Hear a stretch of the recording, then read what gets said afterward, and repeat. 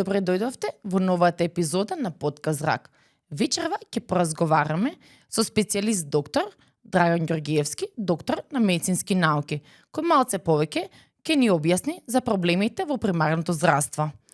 Исто така и председател на ЗЛОМСМ. Добре дојде. Добро вечер. Добро вечер и благодарам на поканата. Како си, Драган? Добро, одлично. Еве, после напорниот работен ден со многу пациенти, малку да разјасниме некои работи за гледачите. Така.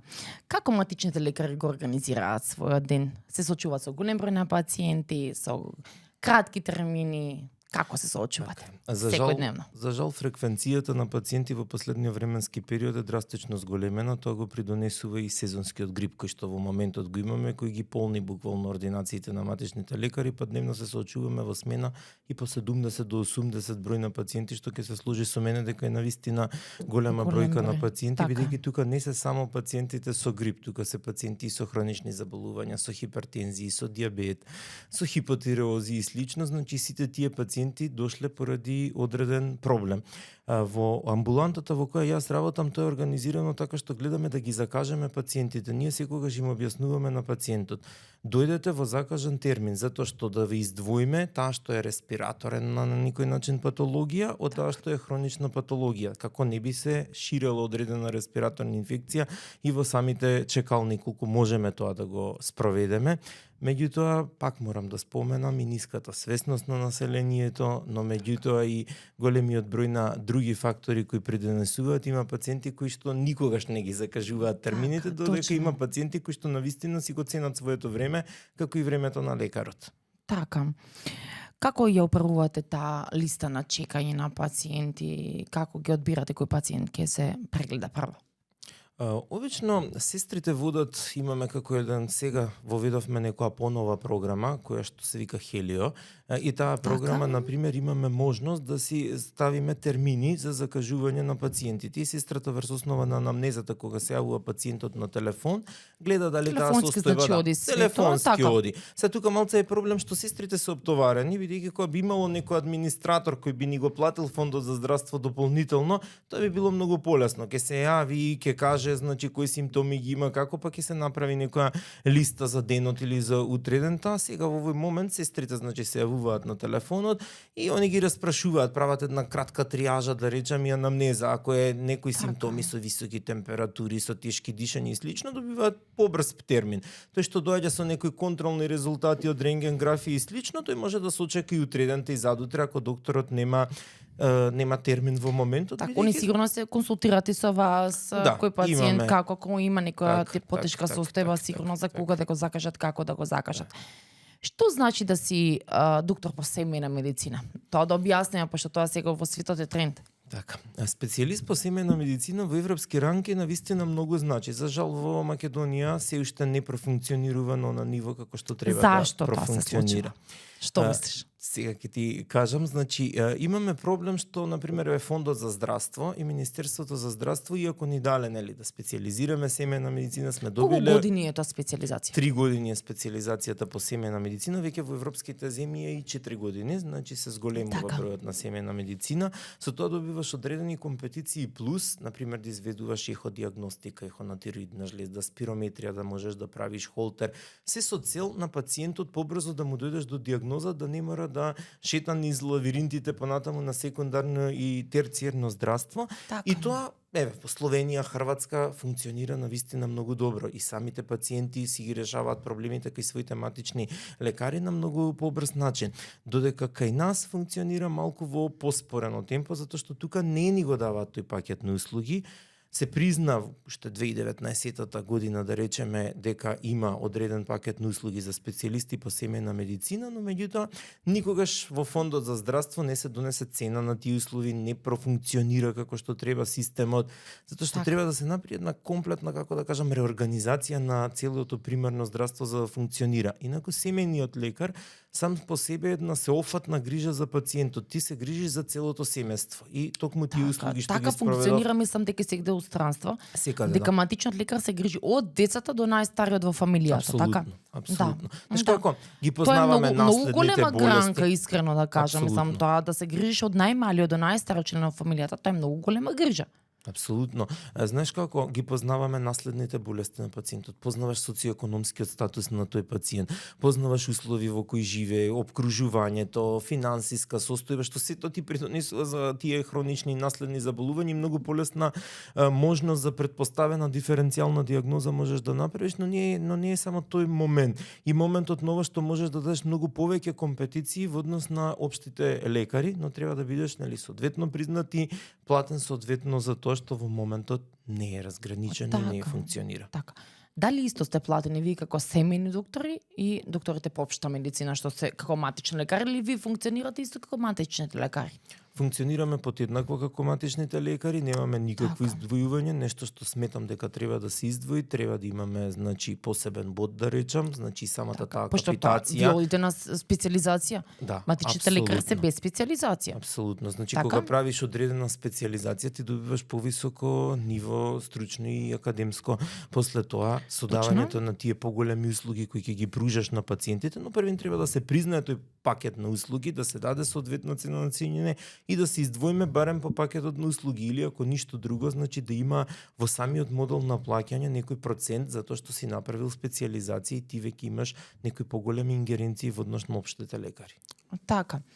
Види, ти као семеен лекар се грижи од најмладиот член до најстариот, така од детето до највозрасниот, реално да кажем. Да. Сега, тоа е голема грижа да се грижи од детето па до највозрасниот член во фамилијата.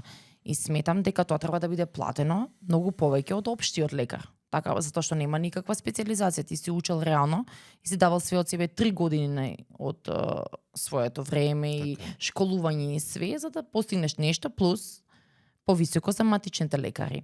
Како сметаш дека треба тоа да се смени со будувањето и со све? Дали сте се обиделе преку како председател на ЗЛОМСМ, како сме имале голем број на предлози и барања, можеби јас веќе 3 години сум председател на ЗЛОМСМ, сме направиле голем број на барања и до Министерството за здравство и до Фондот за здравство и во претходната влада и сега и во оваа влада. Она што ние го бараме е дека треба првин да се направи една промена на моделот на капитација, бидејќи во моментов морам да ти признам во примерното здравство зависиме од број на пациенти.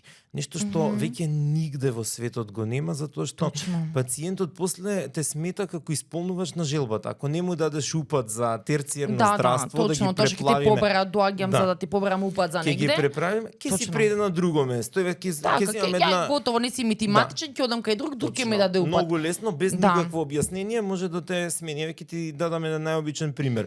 Не дозволи болување да се продолжи над 7 дена на пациентка, која што имаше веќе специјалистички извештај во кој пишуваше дека понатамошни истражувања не треба да се прават и дека состојбата е уредна и стабилна. Тука немам зашто да дадам боледување. Пациентката утредната си испише и ја испиша целата своја фамилија и таа зависност од број на пациенти веќе не оптоварува, затоа што младиве лекари не им даваш никакво право. Ако сакаш да се отвориш ординација своја, ти почнуваш со 0 пациенти и 3 месеци воопшто Фондот за здравство не ти плаќа никаква капитација. Не само што не ти плаќа, додека ги собереш до 1000-1500, ти не можеш ни да извадиш асална плата. Буквално треба да се ставиш на минималец на некои 25-6 илјади денари, што е смешно доктор, специјалист по семејна медицина да биде на основна, ни сестра не можеш да платиш у првите 2-3 години, додека тоа не те мотивира системот. Затоа и не сакаат да бидат матични лекари, затоа и не сакаат да отвараат ординации, ниту па да специјализираат семејна медицина, затоа што на крај на денот платен си еднакво со платата како општиот лекар. Џабе што имаш специјализацијата, не ти оди тоа во никаков плюс на плата, затоа што капитација си е таа, врзана си е со општиот дел. Така да треба да постои тој еден загарантиран дел на, да речеме, фиксна некоја плата од која би се тргнало за општ лекар, за сестра, за специјалист по семејна медицина, па бројот на пациенти и пакетот на услуги кои што го бараме, и така тој модел кога би се направил, би функционирало примерното здравство подобро, бидејќи ти ќе имаш некој загарантиран дел и со 500 пациенти, и со 1500 и со 2000. Колку повеќе имаш и колку повеќе услуги имаш. Нема се трудиш што повеќе пациенти да имаш, ќе се трудиш да имаш добар квалитет. Абсолютно. И пациентите да бидат како што треба прегледани. Ако треба да се 500, не мора да се 2000-2500, него да се 500 пациенти кои што треба прегледани, упатени таму кај што треба. А не да ги упатуваш затоа што дошол пациентот и јас сакам упат за не е важно за која клиника, за терцијерно ниво. И ја мислам тоа е тука проблемот со примарното здравство. Најголемиот, затоа што пациентите доаѓаат со цел матичен лекар, не да се прегледаат, туку да побараат упат за негде. Мислам јас дали таков печаток имам вака. Да, апсолутно. Значи, тоа почна во последните 10 години, некако се така оди во континуитет, значи доаѓа со претходни желби и захтеви. Така. Значи сакам упат за таму, за оваму, пријателката била, комшиката била, па ајде да се испитам и јас, да се проверам и некојаш знаеш како сам себе си се косиш со медицината. Од една страна ти натежнуваат финансите, кои викаш чекај, мене ми треба број на пациенти за да можам да обстојам и да си извадам достојна плата. А од друга страна си викаш, бе, зашто да го праќам на специјалист, Кога нема ова можам потреба. да го решам и јас. За Така. најобичен притисок знаат да инсистираат со упат. Нешто друго со кое се соочуваме тука многу често во проблемот се таа административна работа, ќе ја кажам, значи водење на Да, картони. многу администрација имате, многу. да. Тоа е Да. уште едниот проблем, значи не е Така. само Тоа самите го финансирањето. водите вие како доктори? Апсолутно да. Значи, првен имаш картон. Во картонот мораш да го запишеш секој преглед. Фондот кога ќе ти дојде во било каква контрола, ти го гледа картонот, ти чита за секое боледување, па не дај Боже не си запишал дека е отворено или си испуштил упат да запишеш дека е издадено. Така. Одма ти имаш некој вид на казна од Фондот за здравство. Тоа ти уште една демотивирачка мерка Така. што се спроведува. Тоа рачно ако не го запишеш, Рачно така во ако не го картонот. запишеш зборам, во тоа ви ги картонот. да, тоа Да. го проверуваат, така? А во Добре? исто време внесуваш преглед во компјутерски Да, систем. за тоа Значи, прашувам, и да. таму внесуваш преглед и сега ти 5 до 10 минути од твоето време го посветуваш на картон и на административна работа. И после доаѓа Воопшто прегледот. не имате некој што ви пополнува административно, што ви Нема, помага. Апсолутно нема. Така. Значи тоа ние го водиме, па онда ги имаш тие превентивни прегледи или цели, така наречени, кои исто голем дел се Така. административни. Ти го повикуваш пациентот да направи лабораторија, да направи ЕКГ, не сака да доаѓа. Па се расправаме со нив, мораш да исполниш одреден процент колку за да ти биде успешно реализирано тромесечието или годината за цели. Така да Така. тие се ти административни. Водење на пријави за хронични заразни, за карциноми, за незаразни, кои Да. што хартиено ги доставуваме до Институт за јавно здравје, а сето тоа го имаш на крај на денот во програмата. Јас кога ќе ставаме на диагноза C50 или Да. E11, диабет, Да. карцином или било Да. што, тоа веќе социјална медицина го има. Институт за јавно здравје го има, само треба мој термин да го систематизира и како податок да му го доставува на институтот или на центарот кој што треба да се грижи за таа состојба. Така. Колку број на пациенти има еве? Да речеме просечно еден матичен лекар. Преку 1500 има еден тим, а ако се два тима во ординација, ако сакаш да имаш некоја пристојна, Така. достојна плата, 2500-600 пациенти ти се Така, потребни. еве Значи сега. се под тоа ти е Така, на тука број на пациенти, како успевате, ќе дојдат некои пациенти што сакат веднаш да се прегледаат, се бунаат. Знаеш како се сведе некако на квантитетот над квалитетот. И тоа треба да го смениме во здравството. Пред се ние сме лекари. Ние треба Така. да се посветиме на пациентот, рано да му овозможиме диагнози, да му овозможиме ран третман. Но ти си ограничен. Како специјалист кој ќе можеш да дадеш некоја диагностичка метода, ќе бидеш многу по Дали често пати за да убрзаш креш, еве ти ехо или еве ти ЕКГ.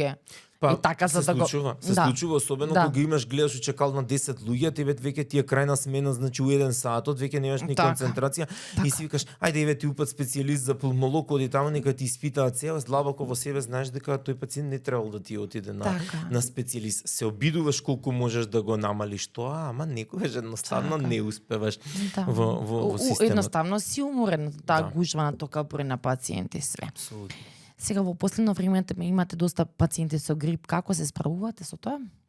Имаме од најмали пациенти, нели, од децава имаат проблем, па се до највозрастните, долго време ова трае, веќе месец и пол. Да, особено почна голем наплив на пациенти после новогодишните празници, нели, и мешањето на популацијата го ширеше вирусот уште повеќе. Така. И тој ова веќе како што кажуваш 2 месеци трае. Лошо е што оваа година она што го приметуваме дека грипот дава многу повеќе компликации него во однос на претходните години.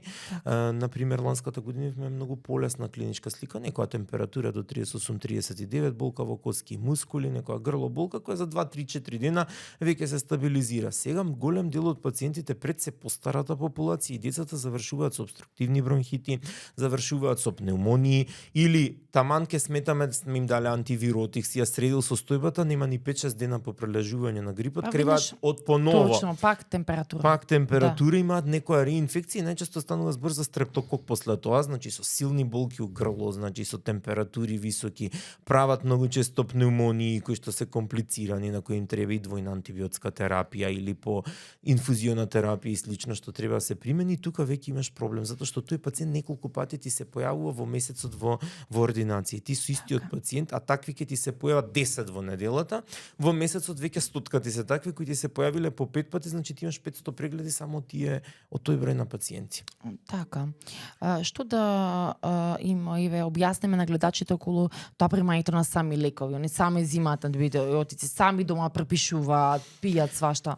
Најголема грешка во нашиот систем е што лесна им е достапноста до лекови. Реално во аптека ти се отидеш, све може да земе, све може да купи. Апсолутно, и ти како лекар се соочуваш со секакви постојано, да. Секакви желботеки буквално ги викаме, затоа што буквално во аптека си оди, ќе си нарача сумамет, ќе си нарача панцев, нешто што не сме во европски свет, ти не можеш еден бруфен. Значи Они доаѓаат буквално од Европа, значи сите што се наши граѓани од страна нели од европските земји, доаѓаат тука за да си земат антибиотици, све што им е потребно, пиши ми на рецепта да си земам јас, све ќе си купат, товарат се во куфер и си од во Европа јас. Буквално...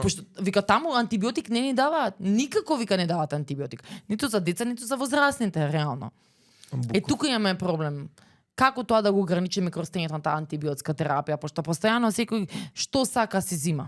Како да кажеме? Апсолутно, тука имаме голем проблем и самите лекари имаме проблем, некојаш под притисок на пациентот, абе пиши ми да ми се најде, јас у странство, знаеш како таму не дават. Ма баш тука треба да ја пробудиме свесност. Ја како лекар морам да признам, гледам да го намалам бројот барем во својата пракса на препис на антибиотици, ги давам. Ме знаат пациентите кои што се лечат кај мене, кога давам антибиотици стварно кога навистина има потреба за препис на антибиотик, кога имам јасна клиничка слика за бактериска инфекција и слично, само во таа ситуација или кога имам бронхит, кога имам пневмонија, кај што треба да се примени антибиотска терапија, а во однос на овие што бараат сами антибиотици, во голем дел гледам да не им дадам, да се сочувам со испис на пациент во таа ситуација, тоа е тоа што што треба да се смени. Баш тоа треба да се смени, затоа што во една Словенија треба да напишеш цело објаснение зашто си го препишал антибиотикот. Да, и треба и треба и самиот пациент кога ќе ти се одјави, он треба да напише објаснение зашто се одјавил, за на крај на денот државата да му дозволи или да не му дозволи да се одјави од лекарот. А кај нас буквално сега ќе биде 3 месеци кај Драган, па 5 месеци кај Бети, па 6 месеци кај било кој, така ќе ги шета лекарите само затоа што не му се погодило нешто што еден не му дал, еден друг не му дал антибиотик. За да си го носи, не знам, во Германија, за да си го има да се најде таму. И тоа е тоа многу лошо. Самото лечење на пациентот, знаеш како еви како лекар и ти си самата свесна, кога внесе антибиотикот му паѓа имунитетот, прави уште поветар. И тој вирус наместо да се избори по природен пат, значи самиот организам и со суплементи и со супоративна терапија и слично, ние со антибиотиците го буткаме имунитетот и он тогаш накалемува бактерии. Кога му треба тој антибиотик, не делува. Ние всушност ја зголемивме резистенција. Тоа е најстрашно. Што толку ги користиме антибиотиците, што веќе резистенцијата се зголемува. И после одреден период они се резистентни. Каков е антибиотик да дадеш на нашата популација, мислам дека на ништо не одговара. Апсолутно. Реално. Сето она што го добиваме веќе од микробиолошките лаборатории, гледаме дека резистенцијата на антибиотици е огромна. И пеницилински, и цефалоспорини, азитромицинот, значи сите се преупотребувани лекови. Сега на една најобична Ешерихија коли, која треба да лечи соодблично, се случува да морам да го пратам на уролог или на нефролог, затоа што само болничките лекови делуваат на бактеријата. Сите други кои се таблетарна форма на лекови се резистентни. Значи, до тоа се доведовме. Значи, имаме бактерии кои ни се високо резистентни и веќе немаме како да ги третираме. А и тука имаш проблем. Треба и тенупат за такво нешто, тоа не е тие животно загрозувачка за му дадеш и тенупат, а ти мораш да го дадеш тој и тенупат. Со термините кај специјалистите веќе тоа сакав да поразговараме. Како се справувате со овие термини, има термини, нема термини, треба да го патиш на специјалист на секундарно ниво. Мислам дека вие како примарно здравство сте најоптеретени околу тоа дали има термини, нема термини. За се е крив матичниот лекар. Нема Баш термини, јас убаво ке кажа. да, за се е крив матичниот. Значи нема термини, нема термин за ехо на дојка, нема термин за мамографија, нема за ехо на абдомен, нема за некој нели, за интернист, за било што, за све е Апсолутно. крив матичниот. Апсолутно. Од кај да тргнеме, секогаш се криви матичните, затоа сакам тука да објасним ако термините, еве, со кои маки да кажам вие се справувате. Апсолутно, значи некако матичниот е крив за сим системот, Така. и од здравствените власти, па и од специјалистите Така. на терцијарно и секундарно Така ниво секогаш ги и криме. на крајот Како вика пациентите. матичниот не може да добие термин, мора да добие. Јавувај се кај матичниот. Јас сваќам, ама стварно сте вие преоптеретени и многу пациенти, мислам и токав број на пациенти сте преоптеретени и баш сакам, затоа и сметам дека требаше да викнам матичен лекар. Многу пациенти прека, докторка, викнете матичен лекар на подкаст, малце да ги објасни неговите проблеми. Апсолутно, значи знаеш како еве кога ќе дојде некој пациент и сега треба да го пратиш на кардиолог. Гледаш си му дал терапија, не делува терапијата или се пројавува некоја флатер фибрилација, некоја состојба што треба да го исследи кардиолог и сега ти имаш една тетрадка, да не речам тефтер, во кој го запишуваш пациентот и сестрата треба буквално да улови термин затоа што сака да оди кај доктор, кај кој 10 години се лечел. Ти не можеш да го приубедиш кај друг специјалист да оди, он оди Да, они се на клиника за врзуваат. кардиологија кај Така. тој и тој доктор Така. и мора таму да оди. И реално тој доктор му ја познава состојбата, му ги дал лековите, се погодила состојбата, реално дека си сака пациентот. Тоа сега го одлеснивме со оваа нова програма што сами си ја да речам купуваме, значи затоа што мој термин не ни најде решение и не ни го лесни тоа. Ние сега го ставаме буквално во листа на чекање, па самата програма си бара. А си имате сега некој си посебен закажува. систем, Тоа е јас тоа посебна сакам да нова програма, значи Така? која се. Но меѓутоа и тука најдовме на проблем мој термин. Мој термин еден ден одлучи да ги стопира упатите на чекање, им се оптоварувал софтверот. Тоа предизвика, морам да признам, револт кај матичните лекари, па имавме еден Така. состанок во Министерството за здравство и во мој термин во кој рековме таман пронајдовме момент во кој ќе оставиш на чекање, па кога има Да, термин, ќе се фати, ќе си фати така. самата Да, програма, да, ќе си точно. закаже и лекарот задоволен и пациентот задоволен, па сега си наоѓаат мал милион плюс апликации за помош, па сестрите сознаваат од пациентот. Ама знаете како, докторот у 12 сатот ми рече пушта во петок термини во почеток на месецот. И сега у 12 сатот Да. пуштил и урологот, и кардиологот, и онтокологот, и гастроентерохепатологот. Сите. Ама таа е една сестра. Да. е. Ти Точно, не прегледуваш може, да, пациент, оно точно. што поправо ќе ги фати за гастро, кардиологија отишле термините и после расправија со пациентот. Така да и тоа треба да си постојат листи на чекање, кога ќе го искрираш упатот, Така. по самиот мој термин да си постои таа листа. И после кога јас сум ставил до тој специјалист, како вие ги отварате термините, така мој термин да им го закажува. Така се направи за ехо на дојка и мамографија. Тоа сакам да прашам за околу кабинетот за дојка, нели тоа се направи преку матичен лекар, самите закажуваат. Да.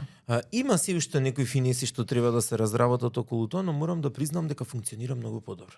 Предходно постоеше момент кога со месеци не можевме да закажеме за ехо и мамографија. Да. Па се си му закажал за ехо, па замисли треба за мамографија накнадно му закажеш, си изгубило време, карциномот и сама знаеш, не може да чека, значи тој Така треба е.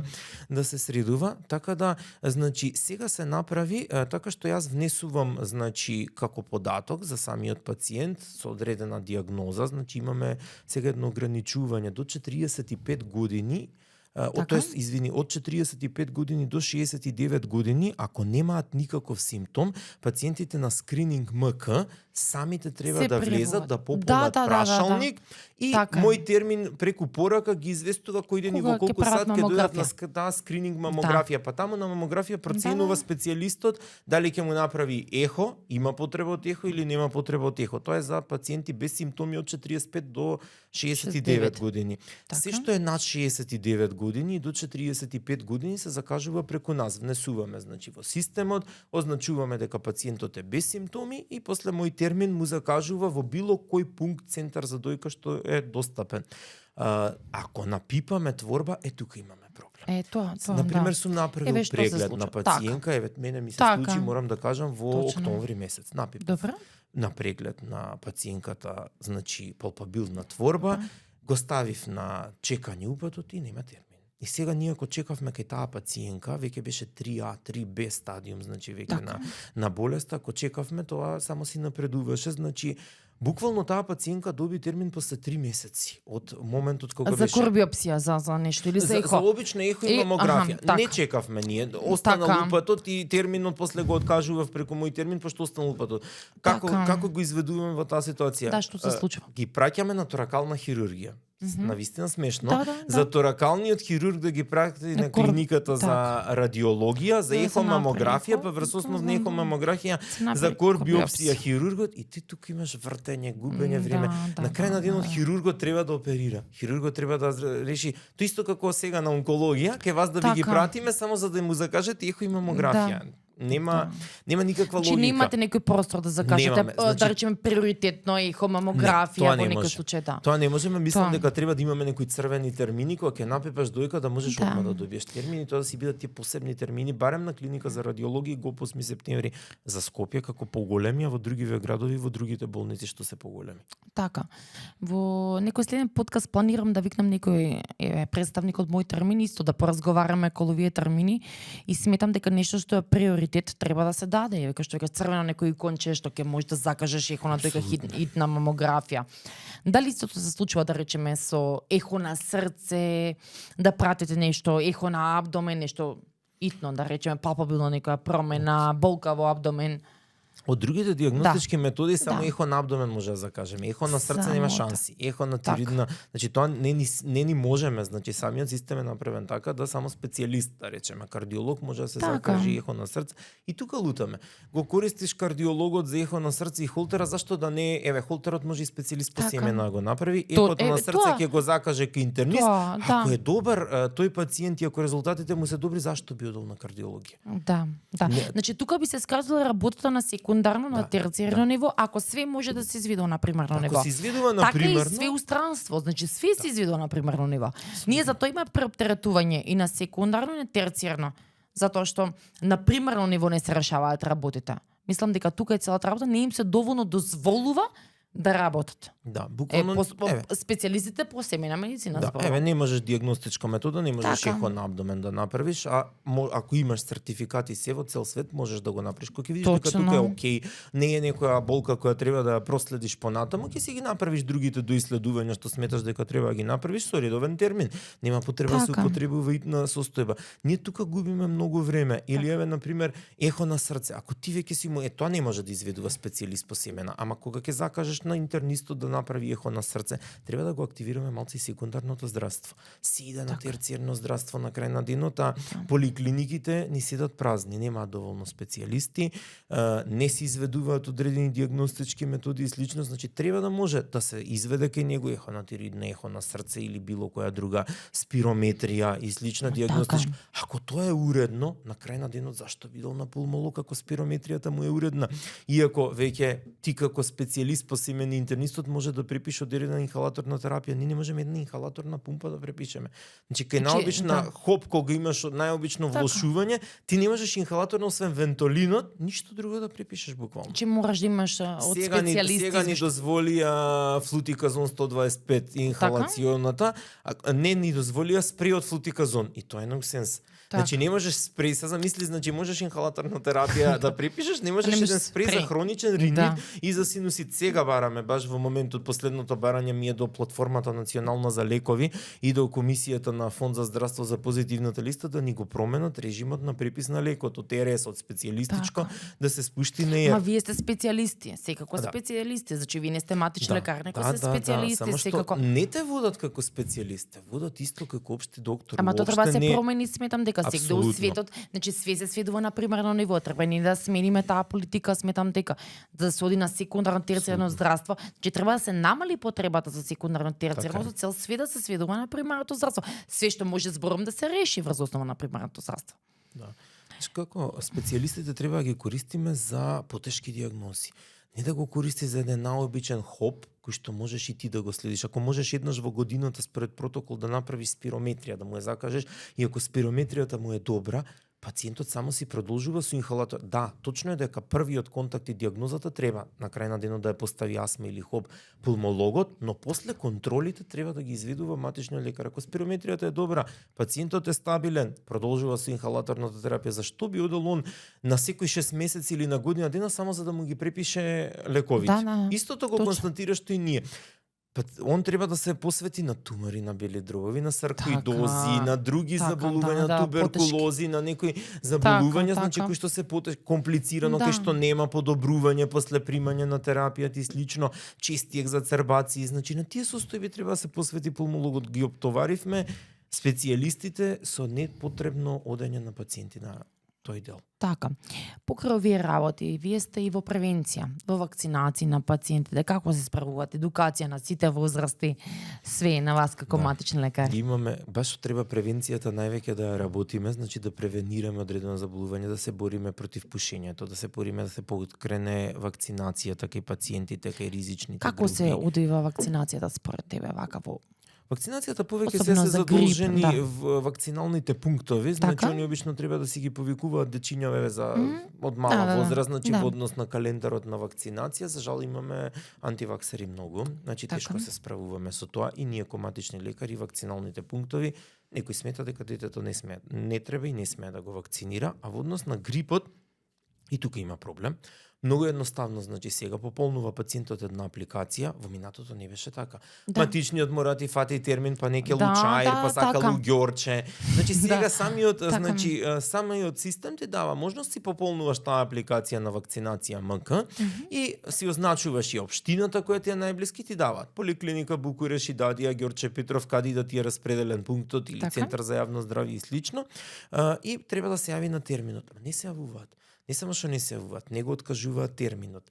Не сакаат да го зафаќаат, а не го откажуваат од XY причини, меѓувреме се разболел од грип или имал друга здравствена состојба. А зашто не го откаже? Терминот. Отиди за 10 дена кога ти е подобрена здравствената состојба, не го прави. Значи тој е едниот проблем, а вториот проблем е што некако не може да научи постарата популација дека хронично болните, ризичните, па и здравствените работници се тие кои што треба да се вакцинираат. Затоа што овие пневмонии сега што ги имаме, што се енормно нешто, ланската година вакви пневмонии немав. Значи сега имам секој втор ми завршува со некоја пневмонија со обструктивен бронхит. Ова е страшно, јас кашлици со денови. Со денови буквално. Значи еве имам и членови во фамилијата веќе 30 дена се со кашлица. Континуирана кашлица. Кога ќе им кажам ќе кашлат и до 40 дена, ме гледаат бледо. Некои ме гледаат и со недоверба, викам ќе кашлаш до 40 дена со ништо, буквално не се смирува. Значи обструкција и наеднаш прекинува се. Значи буквално наеднаш прекинува. Ќе испримаат разноразни лекови, на крај посегнуваш веќе и по антибиотици, знаеш дека е вирусна обструкција, дека ништо нема да помогне, ама гледаш да му помогнеш на пациентот да го обезболиш на крај на денот, завршуваат на пулмологија со разноразни терапии, значи дури и колегите од пулмологија немаат што да прават во таа состојба. Тоа е веќе самата фаза на грип е таква, значи мора да се истера, да речам, процесот. Да, мислам дека оваа година некако пострашно ми изгледа од претходната година. Апсолутно. Оваа година грипот зема особено замав, особено кога хроничните што се со хронична опструктивна белодробна болест. Апсолутно тоа го приметивме, значи баш како што наведе, хронична обструктивна белодробна болест и астмата највеќе и морам да признам ке малите деца. Значи болницата Козле се преполни со хоспитализации, значи буквално нешто што го приметивме дека иде во комбинација со понекоја од атипичните бактерии, микоплазма, легионела, РСВ вирусот, значи тој дава пролонгирана кашлица или па се случува таман ќе го прележат грипот, јас она што го викам, постојат антивирусни лекови кои се дизајнирани точно за инфлуенца А, инфлуенца Б и тие треба да се применуваат и тие пациенти што ги применија немаа компликации реално. Тие што не сакаат да те послушаат, не ги применили, си зема антибиотици на своја рака и слично, се јавуваат касно на лекар, значи тие завршија со одредена компликација. Но нешто друго што го приметуваме, ќе заврши со состојбата на грип и на калемелбактериска инфекција. И тоа е тоа што го прави после пневмонијата и долгите клинички слики и слично, ама и самиот грип си дава кашлица во време трајање, баш како што кажа, од 30 до 40 дена. Да. Како се сочувате со тоа, да речеме, еве ние како специјалисти од терцијално ниво, ке направиш, да речеме, остеодензитометра преку матичен, еконабдаме преку матичен, и други испитувања. Како вие се соочувате со тоа, ме интересира. И на крај ќе дојдете кај нас на контрола после 3 месеци, па не можеше матичен да фати термин, да најде термин. сакам околу термините да поразговараме, Да. па што нареден подкаст ќе дојде некој од мој термин, па да видиме они како ги кажуваат работите. Значи, најинтересно е кога специјалистот ќе ни напише од било која област да направиш ехо на срце кај матичен лекар, да закажеш Да. преку матичен лекар, а Еве, матичниот кај нас не на може да пример, да. закаже. Кај нас на пример, еве, пациентите што примаат целна терапија, лекотрастазума, пошто делува на срцето, треба да направат ехо на срце на секои 3 месеци. И нашето правило е треба, нели, препорака да се направи ехо на срце на секои 3 месеци преку матичен лекар. Сега се соочуваме со проблеми, пошто вие не можете да закажете и тука сакам да ги разграничиме работите, пошто на системот не ни дава да му закажеме на пациентот. Да, значи Затоа што ние кога упатиме кардиологија, пак ќе чека. Не знам колку време, пошто од Битола, од Прилеп, од не знам каде, да. ова го имаме разговарано и со Да. неколку онколози, сме имале некои стручни состаноци заеднички, Така. без сме ги зборувале овие работи и со кои проблеми се соочуваме во текот. Вие кога како онколози ќе ни наведете, Така. треба направи ехо на срце, РТГ на карлица, нели за метастази, РТГ на Така, било кој точно. дел на бели дробови Точно. или слично, нема термин за рентген. На рентген кога ќе опратиш со еден упат треба посебно да наведеш РТГ на карлици и колкови. Не, Па дали- вториот Дали системот ви ограничува бројот не на... ограничува. Значи, Тоа ме не можеш интересира. еден упат кога ќе го направи за РТГ да речам на карлици и кулкови и сега да сакаш вториот РТГ на бели дроби не можеш да го издеш. Вика за тој пациент веќе постои упат со број, не знам, Тој закажан не е приоритетен важно. или било како. Нема Така. да го вратат ако приоритетно направиш, ако имаш кај да го направиш. Ние сега се соочивме 2 месеци со немање на рентгени во одредени поликлиники. Јане Сандански од пред 3 дена почна да снима од апаратот 2 месеци не работеше. Исто е Букурешт, исто е и Дадија, значи ти колку големи општини, значи имаш проблем. А ехо на срце, јас слободно ќе кажам невозможна мисија. Си одат кај приватен кардиолог, па си прават приватно ехо за да може да ви донесат резултати на вас на специјалистичко терцијерно ниво. Така. Неостаток на вакви специјалисти по семејна медицина, оваа цела нели целата работа што стана со многу пациенти, малце специјалисти, како се соочуваат со тој психолошки стрес, исцрпување, голем број на пациенти, прва, втора смена на работа. Тоа е тоа оној товар што веќе ни Цело се време се создава. вика надвор и века исто као кај нас походници се вика со пациентите кој прв да влезе, како да влезе, ово е полошо, ово е подобро, знаеш, како проценувате, како се справувате со цел психолошки стрес? Обично во чекална триажата пак сестрата прави таа, гледа дали некој пациент е веќе со лоша клинички аспект, значи сепак она може да процени дали веќе одава лош или самиот пациент ќе каже не можам на нозе да стојам, ми се врти во глава, ќе се онесвестам внесете ми, тогаш обично и самите пациенти дозволуваат тој да влезе пред закажаниот кој што чека со некој обичен резултат од рентген или од лабораторија или слично. Но има и конфликтни ситуации. Сакаат двајца исто време влезат, па јас бев на термин, па мене колата Точно. ми е на паркинг, па не знам, детето ме чека да го земам од градинка, и мал милион други изговори, и тука Да. навистина не е убаво. Јас секогаш викам, на трудници, па на деца со висока температура и на итни состојби треба да им се овозможи Точно. првенство на влез кај самиот лекар. И тука имаш притисок. Значи сега ти наместо да работиш релаксирано полека, ти имаш Да стрес. се фокусираш, така. Тоа ти е еден стрес. Па втор стрес ти се термините, па трет стрес ти се самата работа, административно исцрпувањето и на крај на денот некако си под константен стрес во текот на работата и буквално едваш чекаш некогаш да ти заврши смената за да речеш конечно ќе отидам дома и тогаш дома ќе ти пишуваат по Вибери пораки за совети и консултации, ќе ти звонат на Така. телефон, на домашни. Буквално Да. веќе што викаме сме прегорени во системот и затоа бараме дека треба да се направат одреден број на промени во самиот систем за да може некако да функционира системот бидејќи веќе некако не Да, функционира. сите ќе страдаме од тој бърнаут синдром, мислам дека. Веќе Со почнува да се времето, страда. да, Има- затоа што сите имаме голем број на пациенти, не се постигнува, брзаш, па после дома одиш, па размислуваш дали си далеко што треба, па дома се јавуваат други пациенти и се тоа као затворен круг се вртиме сите. Немаш веќе, знаеш како, немаш веќе квалитет. Работиш на квантитет, работиш, 70 и ти ко онколог, 60, 70, Исто, 90 да, и ти точно. веќе на крајот на денот веќе почнеш и да не размислуваш, а пациентот тоа не може да го разбере. Значи јас им викам, доаѓате ми повеќе рано на сабаља, него 2 кога ми е крајна смена, затоа што Така. веќе немам концентрација. Сум прегледал пред вас 60 луѓе. Така да тоа е тоа на кое треба да работиме и дефинитивно изнаоѓање на нов начин и на финансирање и на организација на здравствена заштита и со терминиве мора некако да се реши работа, ти вака не оди. Така, као председател на ЗЛМСМ, што ќе ми кажеш, како работите? Што се целите? Во моментов како председател, значи ние во моментов гледаме да ги решиме овие административни бариери со кои се соочуваме, значи константно имаме состаноци и со Министерството за здравство и со Фондот за здравство, тешко се одвиваат реформи во примерно здравство.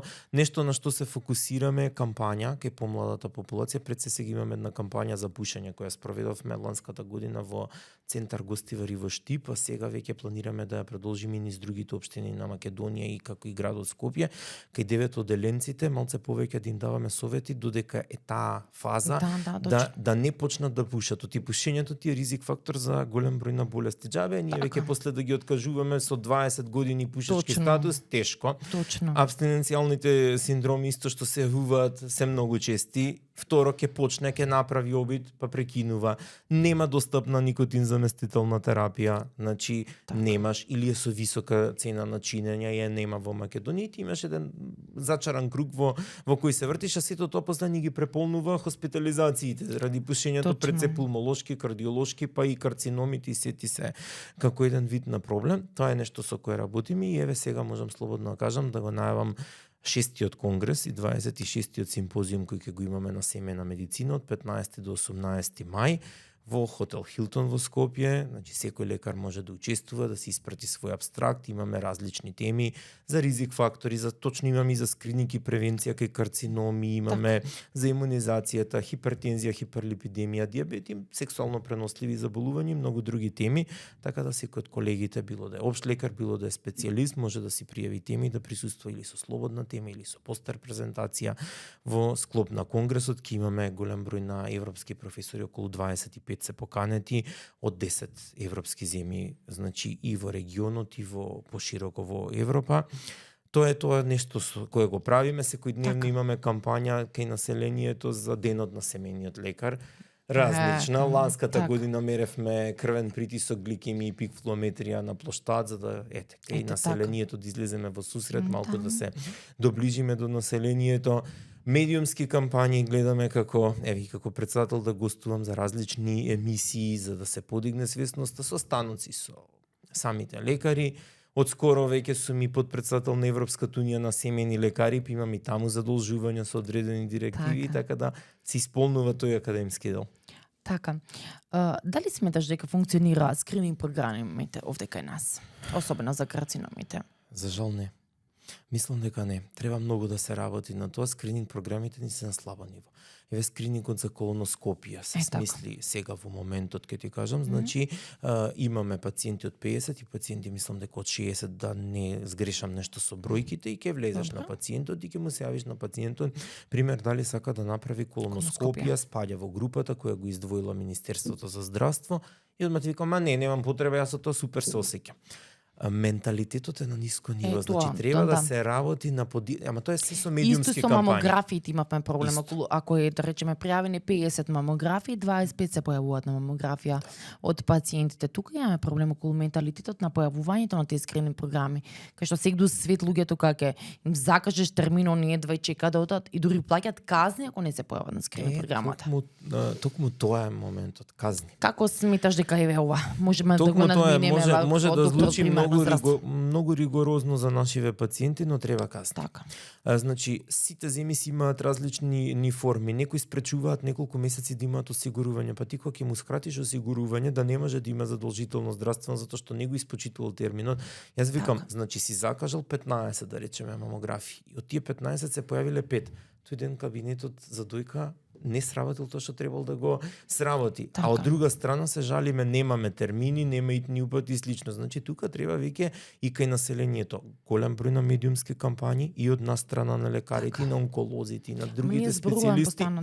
Да, но пак таа е менталитетот, здравствената писменост, значи е многу битна. Тоа треба многу да се работи. Едукација, на здравствена едукацијата. Ама сметам дека тоа на примарното здравство треба највеќе да се должи. Значи ние како терцијерно ниво, колку што можеме зборуваме преку медиуми. Највеќе овој подкаст што го направив, беше све со цел за здравствена едукација на населението. Чисто да се знае дека ракот постои, прво тргнав нели со тоа дека карциномите постојат, дека ги има во секое време, дека сите треба да ги превенираме, дека треба да се води на превенција, на рано откривање, нема превенција.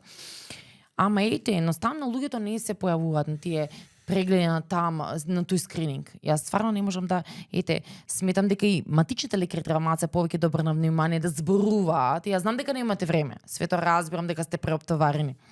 Значи немаме време, ми изборуваме. Морам да ти признам, значи дека има ситуации во кои викаш абе мораш да направиш скрининг мамографија. Значи ти си веќе со возраста, со годините, како па ја супер си се осеќам и после трети, четврти стадиум на карцином. Значи баш тоа е тоа, не се прави ни само преглед кај пациентот. И ти знаеш, нели, дека треба да си прави. Ти им го објаснуваш тоа, кога да го прави, како да го прави, не го прифаќа.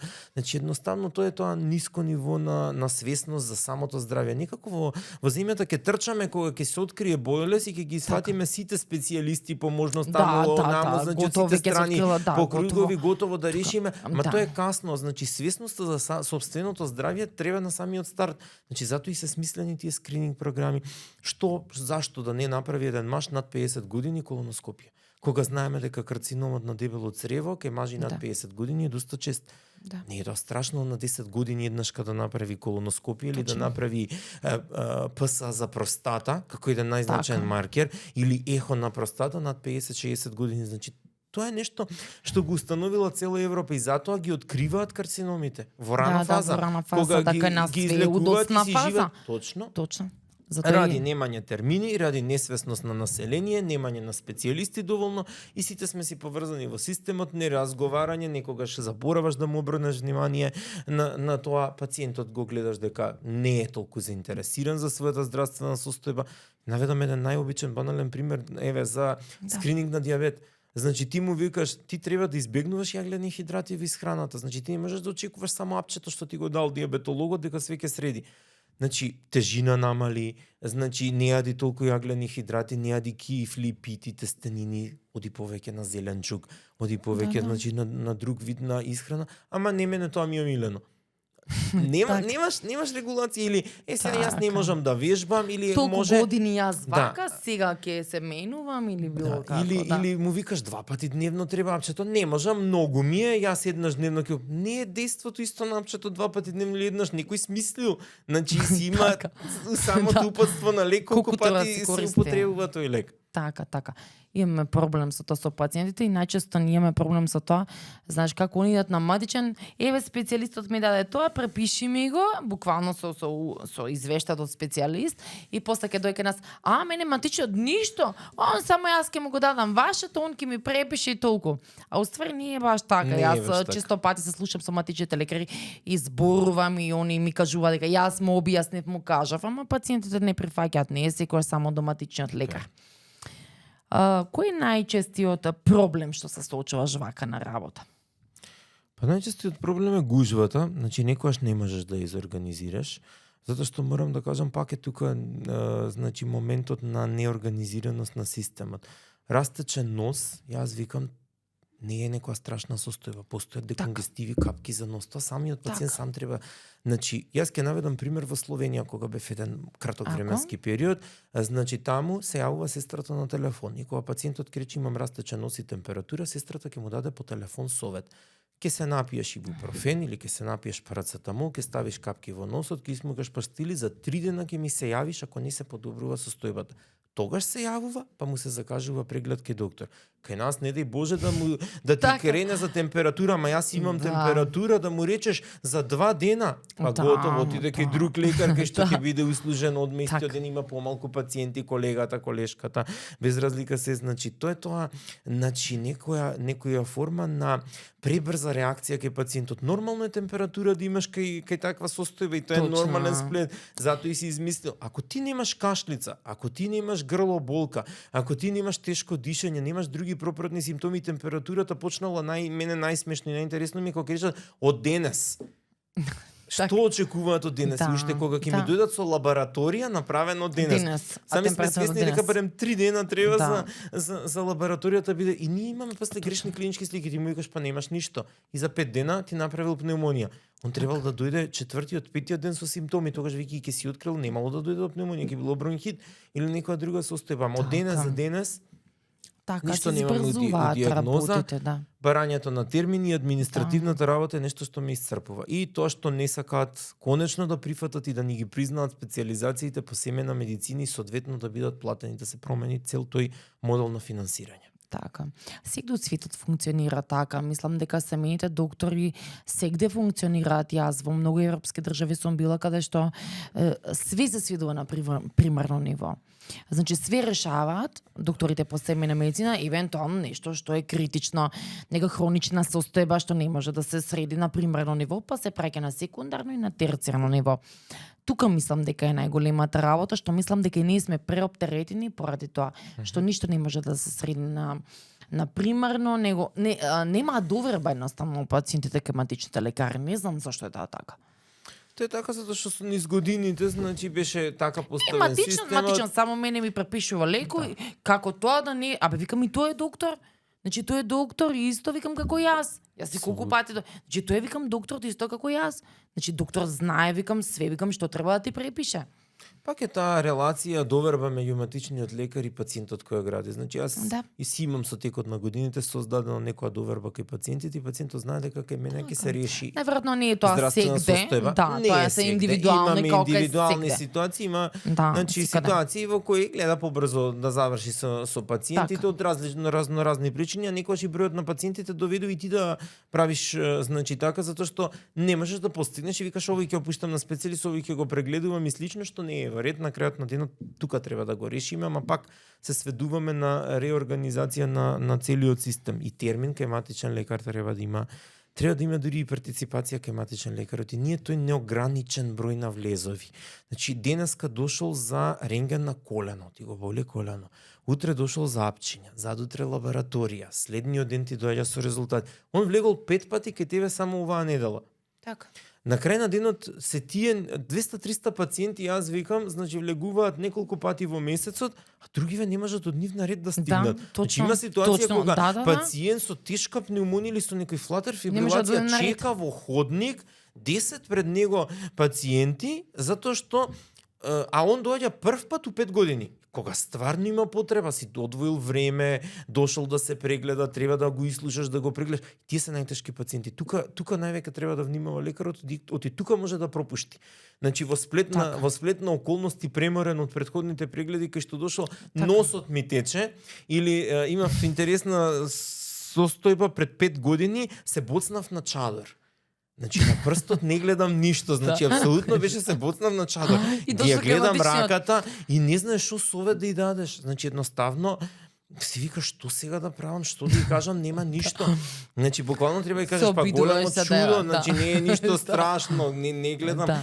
Значи баш таква состојба имав пред 6-7 години уште пред ковидот, се сеќавам бев млад лекар, еве ти го кажувам ексклузивно, се боцнав на чадор. Јас буквално останав фрапиран дека дошла, ќе ми дадеш ли антибиотик, беше следното прашање што уште повеќе ме загрижи. Зашо ќе пие антибиотик? Нормално дека не дадов антибиотик, ниту ќе дадам во таква состојба, мислам, немам рана, немам повреда, немам ништо што треба да го третирам. Па до состојби кај кои имаш рана буквално со гангрена, која требала да дојде многу порано, дома се третирале, не знам со чуда, не знам разноразни ситуации од аптека, од комшика, од еден, од друг, од трет, седел 2-3 недели и на крај загноила целата рана, значи буквално во кој и тогаш треба да оди на терцијарно ниво, се тоа можело да се спречи претходно на примарно ниво. Така. Како системот мој термин влијае на вашата работа? Многу влијае. Значи мој термин беше замислен, значи да ја олесни работата на некој начин. Еве тоа е тоа што го бараме. Никако мој термин да ги преземе тие закажувања, како што направи со ехо и мамографија, како што направи со туѓа помош и нега, така да направи и со кардиологија, со пулмологија, со онкологија, со сите останати специјалности. Јас кога ќе го искрирам упатот и докторот кај кој сака да оди, кога има термин, закажи му и спрати му порака. и пациентот ќе си отиде, да не се принтаат тие упати, да не се фаќаат термини, да се водат дневници, тетрадки. Тоа е тоа што треба го направи мој термин, а не кога ќе веќе најдеме некоја програма која ги олеснува работите да ни изблокираат. Ако софтверот е постар, ајде да се потрудиме сите со заеднички сили и ние како здружение и мој термин да побараме и од Министерство за финансии повеќе средства за мој термин за да имаме добро интегриран електронски систем. Втор проблем што го имаме, кога одат во дежурните служби на поликлиниките, не се евидентира нигде во тој хартиен дневник, и ти не знаеш што добил твојот пациент на таа дежурна служба, не знаеш брза помош што аплицирала во домашни услови, не знаеш од приватните клиники што имаш. Значи нигде ги нема приватните болници и клиники. Не Тоа све треба да биде интегрирано во еден систем за да знаеме. Тоа е целта на мој термин. Затоа беше направен мој термин и убаво тргна да функционира. Значи има бенефити и од мој термин. Но не профункционира до крај. Значи еве веќе некој од 2015-та, колку сме 10 години, како си тапка 2013-14, значи тој термин си тапка 10-12 години на исто место. Да. Треба да се соочиме и со моментот дека имаме малку кадар. Значи, веќе во примерно здравство, млад лекар не сака да работи, не сака да се бави со администрација, Нормално, буквално да го викаат административец, исполнувач на желби и слично, специализација непризнаена, еве и доктор на науки сум со докторат, па и тука не можеш. Медицински факултет ти вика ти си приватно, не можеш да бидеш асистент, не можеш да предаваш на факултетот. На крај на денот тој факултет ти го дава тој докторат. Значи, многу небулози во системот и не ти исполнува системот како лекар да продолжиш така, си одат на специализација на некој од клиниките или пак си заминуваат најчесто во странство. Од друга страна имаме матични лекари преку 70 години и тие луѓе не можат вечно да работат. Значи работат, гледаат дека на пример не знам во некој град нема лекари, се обслужува, се работи, но еден ден и тие мораат да заминат во пензија. Имаме некој животен век до каде можеме да работиме и каде веќе не можеме да работиме. А ние буквално со работење и продолжување на животниот век ги попунуваме дупките во здравствениот систем и на ниво на примерно здравство, па и на ниво на секундарно и терцијерно здравство. Нема доволно специјалисти, има специјализации што се преплавени, има специјализации на кои многу малку се запишуваат. И тука треба да се најде некој модел. Тоа зборевме со министрот која беше во подкастот, зборевме за треба да се ограничи бројот, треба да специјализираат и да се дават специјализации затоа што има потреба, а не сите да специјализираат одредени специјализации и после да ја напуштат клиниката, мислам. Тоа е, реално, има дефицит на одредени гранки. Драган, ти благодарам многу за присуството во овој подкаст, што малце ни разјасни околу промарното здравство, пошто за све се криви нели матичните лекари, па малце да објасниме со какви проблеми вие се соочувате. Ти благодарам на поканата, баш ми беше чест да бидам твој гостен и како колешка и како еве водител во оваа емисија и се надевам дека успеавме да им доловиме на гледачите што се проблемите поради кои матичниот лекар не е крив секогаш за се, него има и други чинители во здравството. Да, точно. Благодарам. Ти благодарам.